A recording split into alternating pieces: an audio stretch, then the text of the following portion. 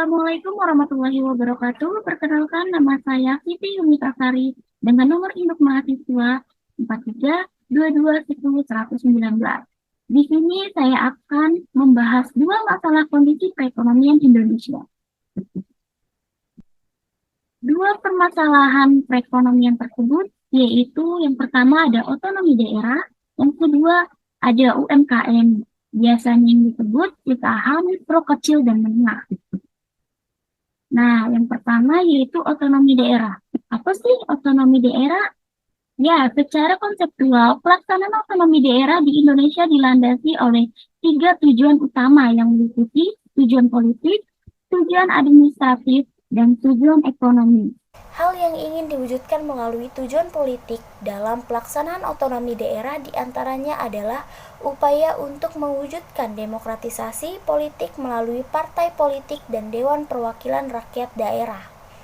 Perwujudan tujuan administratif yang ingin dicapai melalui pelaksanaan otonomi daerah adalah adanya pembagian urusan pemerintahan antara pusat dan daerah, termasuk sumber keuangan serta pembaharuan manajemen birokrasi pemerintahan di daerah. Sedangkan tujuan ekonomi yang ingin dicapai dalam pelaksanaan otonomi daerah di Indonesia adalah terwujudnya peningkatan indeks pembangunan manusia sebagai indikator peningkatan kesejahteraan masyarakat Indonesia. Dalam konsep otonomi daerah, pemerintah dan masyarakat di suatu daerah memiliki peranan yang penting dalam meningkatkan kualitas pembangunan di daerahnya masing-masing. Hal ini terutama disebabkan karena dalam otonomi daerah terjadi peralihan kewenangan yang pada awalnya diselenggarakan oleh pemerintah pusat, ini menjadi urusan pemerintah daerah masing-masing. Dalam rangka mewujudkan tujuan pelaksanaan otonomi daerah, terdapat beberapa faktor penting yang perlu diperhatikan, antara lain faktor manusia, faktor keuangan daerah, dan faktor manajemen organisasi atau birokrasi. Selanjutnya yaitu otonomi daerah dalam Undang-Undang Nomor 32 Tahun 2004, Pasal 1 Ayat 5. Pengertian otonomi daerah adalah hak, wewenang, dan kewajiban daerah otonom untuk mengatur dan mengurus sendiri urusan pemerintah dan kepentingan masyarakat setempat sesuai dengan peraturan perundang-undangan. Tujuan dari otonomi daerah menurut Undang-Undang Nomor 32 Tahun 2004 tentang pemerintahan daerah, Pasal 2 ayat 3 menyebutkan bahwa tujuan otonomi daerah ialah menjalankan otonomi yang seluas-luasnya kecuali urusan pemerintahan yang mana menjadi urusan pemerintah dengan tujuan untuk meningkatkan kesejahteraan masyarakat, pelayanan umum, dan daya saing daerah. Sesuai dengan penjelasan Undang-Undang Nomor 32 Tahun 2004 bahwa pemberian kewenangan otonomi daerah, kabupaten, dan kota didasarkan kepada desentralisasi dalam wujud otonomi yang luas, nyata, dan otonomi yang bertanggung jawab. Kewenangan otonomi luas adalah kewenangan untuk mengatur semua urusan pemerintahan di luar urusan pemerintahan yang ditetapkan undang-undang. Kedua, yaitu otonomi nyata. Otonomi nyata adalah kewenangan untuk menangani urusan pemerintah berdasarkan tugas, wewenang, dan kewajiban yang ada dan berpotensi hidup serta berkembang sesuai potensi kekasan daerah. Lalu yang ketiga, otonomi yang bertanggung jawab, yaitu berupa perwujudan pertanggungjawaban sebagai konsekuensi pemberian hak dan kewenangan kepada daerah dalam mencapai tujuan pemberian otonomi berupa peningkatan dan kesejahteraan masyarakat yang semakin baik, pengembangan kehidupan demokrasi, keadilan, dan pemerataan serta pemeliharaan hubungan yang sehat antara pusat dan daerah serta antar daerah dalam rangka menjaga keutuhan Negara Kesatuan Republik Indonesia.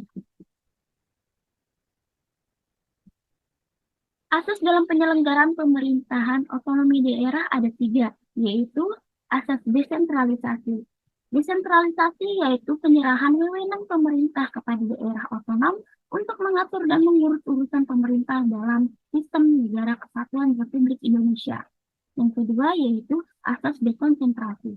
Dekonsentrasi adalah pelimpahan wewenang pemerintahan oleh pemerintah kepada gubernur sebagai wakil pemerintah dan atau kepada instansi vertikal di wilayah tertentu. Lalu yang ketiga, yaitu ada asas tugas pembantu.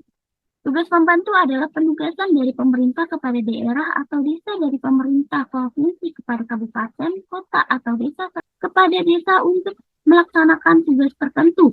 Tujuan otonomi daerah adalah untuk meningkatkan pelayanan publik dan memajukan perekonomian Indonesia.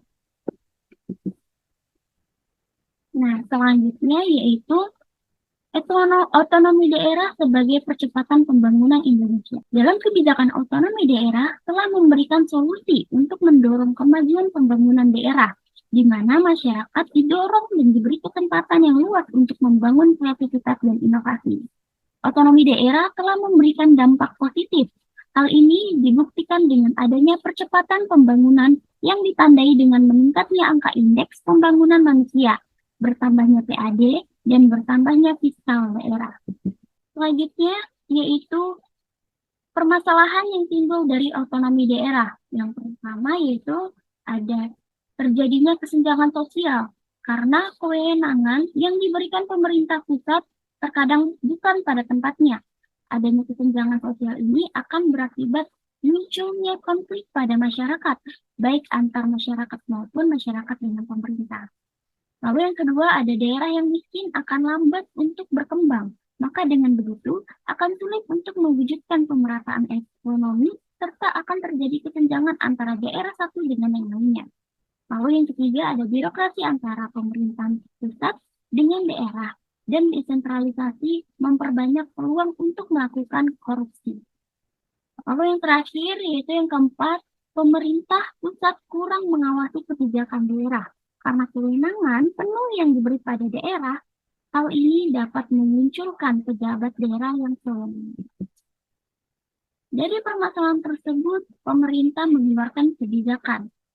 Yang pertama yaitu upaya pemerintah dalam mengatasi kesenjangan sosial, antara lain dengan pemerataan distribusi pendapatan masyarakat dan program perlindungan sosial dan pembukaan kesempatan kerja seperti industri padat karya. Yang kedua, untuk mengurangi tingkat kemiskinan, pemerintah membuka akses pendidikan yang semakin luas, meningkatkan kualitas pendidikan, mendorong pemerataan pembangunan infrastruktur. Lalu yang ketiga, penguatan kapasitas badan atau komisi anti korupsi. Dan yang terakhir yaitu keempat, kebijakan penyalahgunaan kekuasaan atau wewenang dalam pasal 17 Undang-Undang Nomor 30 Tahun 2014 yaitu dipidana dengan pidana penjara paling singkat 1 tahun dan paling lama penjara 20 tahun. Dan atau denda paling sedikit sebesar 50 juta dan paling banyak 1 miliar. Nah, permasalahan yang kedua yaitu UMKM atau biasanya yang disebut dengan usaha mikro, kecil, dan menengah.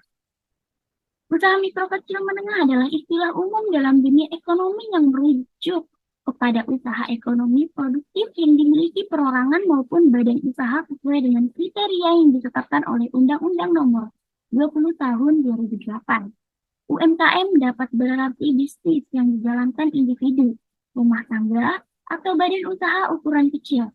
Penggolongan UMKM didasarkan batasan omset pendapatan per tahun, jumlah kekayaan aset, serta jumlah pegawai, sedangkan yang tidak masuk kategori UMKM atau masuk dalam hitungan usaha besar, yaitu usaha ekonomi produktif yang dijalankan oleh badan usaha dengan total kekayaan bersih atau hasil penjualan tahunan lebih besar dari usaha menengah. Tujuan dibentuk dan diberdayakannya UMKM telah tercantum dalam Undang-Undang Republik Indonesia Nomor 20 Tahun 2008 tentang usaha mikro, kecil, dan menengah.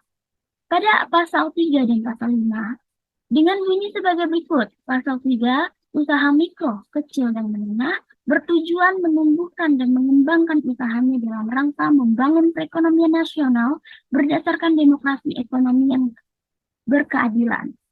Pasal kelima, yaitu tujuan pemberdayaan usaha mikro, kecil, dan menengah. Nah, A, mewujudkan struktur perekonomian nasional yang seimbang, berkembang, dan berkeadilan. B, menumbuhkan dan mengembangkan kemampuan usaha mikro, kecil, dan menengah yang tangguh dan mandiri. C, meningkatkan peran usaha mikro, kecil, dan menengah dalam pembangunan daerah, penciptaan lapangan kerja, pemerataan pendapatan, pertumbuhan ekonomi, dan pengentasan rakyat dari kemiskinan. Selanjutnya, UMKM ini sebagai percepatan pembangunan di Indonesia. Kenapa bisa seperti itu? Ya, karena kebijakan UMKM dalam pemulihan ekonomi nasional dalam pelaksanaan pembangunan di Indonesia sangat penting, terutama bagi pembangunan ekonomi. Peran UMKM sangat besar untuk pertumbuhan perekonomian Indonesia, dengan jumlahnya mencapai 99% dari keseluruhan unit usaha. Kontribusi UMKM terhadap PDB juga mencapai 60,5%, dan terhadap penyerapan tenaga kerja adalah 96,9% dari total penyerapan tenaga kerja nasional. Karakteristik UMKM dapat dikatakan unik karena jumlahnya mendominasi di dalam struktur perekonomian Indonesia, serta terus bertambah setiap tahunnya. Permasalahan apa sih yang timbul dari UMKM ini? Ya, yang pertama yaitu permasalahannya ada di modal usaha yang minim. Modal merupakan salah satu permasalahan utama yang sering dialami UMKM. Minimnya modal yang dimiliki para pelaku usaha mengakibatkan kegiatan produksi menjadi terhambat sehingga keuntungan yang diperoleh pun tidak optimal.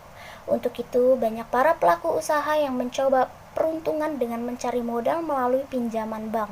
Sayangnya, syarat dan ketentuan yang harus dipenuhi untuk dapat memperoleh pinjaman modal dari bank seringkali tidak dapat dipenuhi oleh para pelaku UMKM, sehingga usaha menjadi mendek atau terhenti. Yang kedua yaitu kurangnya pemahaman tentang pemasaran digital untuk meningkatkan penjualan. Setiap pelaku UMKM tentu ingin mengembangkan jangkauan usahanya seluas mungkin. Namun, kurangnya pemahaman tentang pemasaran bisnis menjadi permasalahannya tersendiri yang sering dialami UMKM, terutama jika berkaitan dengan teknologi atau pemasaran digital. Meski sudah banyak pelaku UMKM yang menjual produknya secara online melalui media sosial atau marketplace, pemahaman tentang pemasaran digital masih belum maksimal sehingga potensi keuntungan yang diperoleh pun masih belum optimal. Yang ketiga yaitu tidak memiliki pengetahuan yang luas mengenai bisnis. Sebagai seorang pebisnis UMKM, kita perlu memiliki pengetahuan yang luas mengenai bisnis dan bagaimana cara mengembangkannya. Untuk dapat memperluas wawasan mengenai bisnis, kita dapat mempelajari bagaimana kompetitor menjalankan bisnis mereka. Yang keempat yaitu UMKM masih lemah dalam kemampuan manajemen usaha, kualitas sumber daya manusia atau SDM yang masih terbatas, serta lemahnya akses ke lembaga keuangan khususnya perbankan. Kebijakan pemerintah pusat dalam permasalahan tersebut yaitu yang pertama, pemerintah memperbaiki akses internet khususnya di daerah-daerah tertinggal. Yang kedua, memberikan bantuan subsidi ongkos kirim bagi UMKM yang tergabung dalam marketplace. Ketiga, pada tahun 2021 terdapat beberapa stimulus pada program PEN dukungan UMKM dengan alokasi anggaran sebesar 96,21 triliun yang dapat dimanfaatkan oleh UMKM antara lain subsidi bunga atau SKUR dan non-KUR, penempatan dana pemerintah pada bank umum mitra untuk mendukung perluasan kredit modal kerja dan restrukturisasi. Kebijakan fiskal sangat berhubungan erat dengan pembangunan.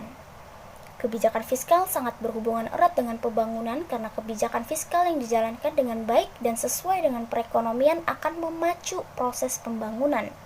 Berikut ini merupakan usaha-usaha yang dapat dilakukan melalui kebijakan fiskal agar pembangunan dapat berkembang pesat. Yang pertama, memaju pembentukan modal yang dibutuhkan pembangunan. Kedua, menjalankan kebijakan fiskal dengan menjaga pengeluaran dan penerimaan negara sehingga tetap seimbang serta menghindari pengeluaran berlebih. Hal ini dapat dilakukan dengan merangsang kegiatan fiskal terhadap pengusaha tertentu, seperti pemberian modal. Kebijakan fiskal untuk percepatan pembangunan struktural. Yang pertama yaitu ada kebijakan industrialisasi sampai hilirisasi. Hilirisasi merupakan strategi meningkatkan nilai tambah komoditas dengan memproses bahan baku menjadi barang setengah jadi atau barang jadi.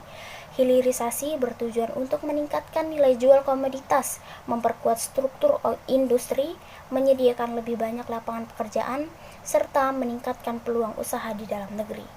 Yang kedua, kebijakan investasi dan penanaman modal. Penanaman investasi didorong dan diupayakan pada sektor manufaktur demi mendukung upaya hilirisasi dan industrialisasi. Ketiga, kebijakan ekspor sampai dan impor.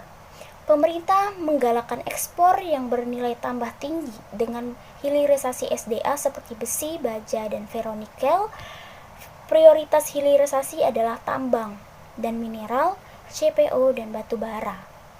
Namun, juga mendorong pertumbuhan manufaktur. Pemerintah sendiri masih mendorong penggunaan produk dalam negeri. Yang keempat, kebijakan lapangan kerja. Penetapan rencana kerja 2022 sampai 2023 yang memprioritas pengembangan kawasan industri. Demikian juga hilirisasi diharapkan mampu menciptakan lapangan kerja seperti industri pengelolaan sawit yang menumbuhkan kawasan industri baru berbasis sawit. Apa sih hubungannya kebijakan percepatan pembangunan bagi globalisasi ekonomi Indonesia? Ya, karena kebijakan percepatan pembangunan berfokus pada peningkatan peran industrialisasi dalam produksi hingga lapangan kerja yang berdampak pada 1. Meningkatnya aktivitas ekspor impor. 2. Meningkatkan daya saing produk dan memperkuat posisi industri dalam negeri. 3. Investasi dalam negeri yang semakin berkembang dan diminati. Apa sih tantangan globalisasi di masa depan nanti? Yang pertama di dalam bidang ekonomi. Di bidang ekonomi, globalisasi mendorong munculnya berbagai pangsa pasar baru sehingga dapat dijadikan lahan basah bagi masyarakat untuk berwirausaha. Meskipun demikian, perlu diwaspadai bahwa tantangan pada sistem pasar bebas menuntut adanya persaingan produk-produk agar mampu diterima pasar dunia. Kedua, dalam bidang politik. Seiring berkembangnya zaman, praktik perpolitikan menjadi lebih demokratif dan transparan sehingga dapat dipantau oleh masyarakat. Meskipun demikian, perlu diwaspadai bahwa kegiatan kerjasama dengan negara maju berpengaruh terhadap kondisi politik di negara berkembang. Yang ketiga, di dalam bidang budaya. Globalisasi menyebabkan pertukaran budaya semakin mudah dan cepat. Bangsa Indonesia dikenal sebagai bangsa ramah dan terbuka dengan budaya lain. Akan tetapi, sikap yang kurang bijak dan selektif terhadap pengaruh budaya lain dapat menyebabkan lunturnya budaya Indonesia. Keempat, di dalam bidang teknologi. Industrialisasi penggunaan teknologi untuk memaksimalkan produksi. Kelima, sumber daya alam. Pengelolaan sumber daya alam yang mengedepankan aspek keberlanjutan. Keenam, ketenaga kerjaan. Sumber daya manusia unggul yang mampu bersaing dengan negara lain. Restrukturisasi pekerjaan dalam negeri. Hambatan globalisasi, yaitu yang pertama, hambatannya ada budaya masyarakat yang cenderung menutup dan terisolasi. Kedua, kemauan masyarakat yang sedikit terhadap perubahan. Ketiga, literasi teknologi dan pendidikan yang belum merata bagi semua kalangan. Keempat, transformasi struktural masih berjalan lambat. Solusi dari saya sebagai sumber daya manusia di dalam persaingan global, yaitu solusi yang pertama ada rekrutmen dan seleksi harus mendasarkan pada faktor kemampuan kepribadian yang positif, bermotivasi tinggi, nilai-nilai yang menunjang misi, visi, serta strategi masa depan. Kedua, orientasi atau induksion perlu dilakukan dengan mendasarkan pada budaya perusahaan. Ketiga, pelatihan serta pengembangan perlu mengacu pada kompeten, motivasi, dan nilai-nilai yang diharapkan serta hasilnya harus diukur. Keempat, penanaman nilai yang menekankan pada paradigma learning organization dan budaya organisasi yang berorientasi pada profesionalisme. Kelima, peningkatan literasi dan kemampuan penggunaan teknologi dalam bidang-bidang karir. Keenam, meningkatkan wawasan karir untuk mendukung persiapan kompetensi dan arah pekerjaan di masa depan.